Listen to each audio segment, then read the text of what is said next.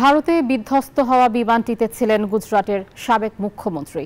বিধ্বস্ত এয়ার ইন্ডিয়ার বিমানটির যাত্রী ছিলেন ভারতের গুজরাটের সাবেক মুখ্যমন্ত্রী বিজয় রূপানী। বৃহস্পতিবার স্থানীয় সময় দুপুর 1:38 আহমেদাবাদ বিমানবন্দর থেকে ছাড়ে এয়ার ইন্ডিয়ার ফ্লাইট AI-171।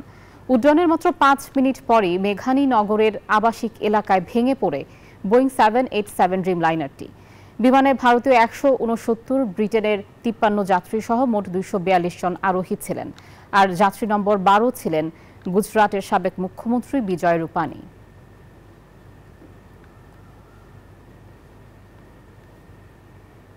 দর্শক, এ বিষয়ে আরও খবর জানাতে কলকাতা থেকে যুক্ত হচ্ছেন সহকর্মী ভাস্কর সর্দার।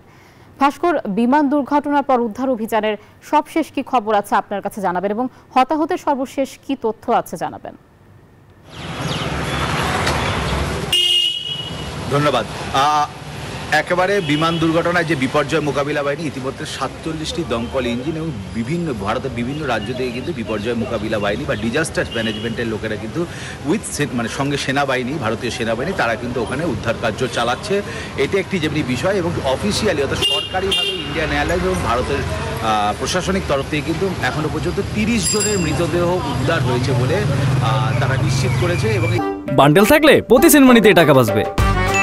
বিকাশ সেনমানি বান্ডেল কিনে জিতুন প্রতি লেনদেনে।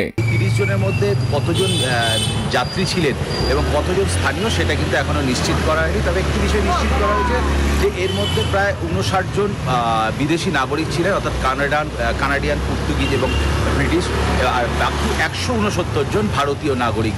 এবং এর সাথে পুরুষ বা নারী কতটা এখনো নির্দিষ্ট না হলেও 2 জন মাত্র শিশু ছিল, সেইটুকু নির্দিষ্ট করা হয়েছে। ফলে এরকম একটি যুদ্ধকালীন তৎপরতায় অভিযান চলছে। এবং যেমনটা যারা যে দুপুরবেলা আজকেই যে 1:30 নাগাদ বিমানটি কিছুটা টেক অফ করার পরই একটি যেখানে হসপিটাল আছে, হসপিটালের যে হোস্টেল আছে আহমেদাবাদে, সেই হোস্টেলের উপরে কিন্তু মূলত আছড়ে পড়ে। ফলে সেইখান থেকে কিন্তু প্রচুর হতাহত। ইতিমধ্যে 7 জন ডাক্তারের একটা নিশ্চিত করেছে একটি সূত্র যে 7 জন ডাক্তারের মৃতদেহ উদ্ধার হয়েছে। ফলে এই যে 30 জন মৃতদেহ পাওয়া গেছে, এর মধ্যে কতজন যাত্রীবাহী যাত্রী ছিলেন ও কতজন স্থানীয় সেটা এখনো নির্দিষ্টভাবে বলা হয়নি। এর পাশাপাশি যেমনটা জানেন যে সব ব্ল্যাক হোলটা এখন যে যন্ত্রটি এখনো পাওয়া যায়নি। ফলে কি কারণে এটি ঘটনা ঘটেছিল সেটা এখনো নির্দিষ্টভাবে জানা যায়নি। সর্বশেষ তথ্য আমার কাছে এটাই থাকছে।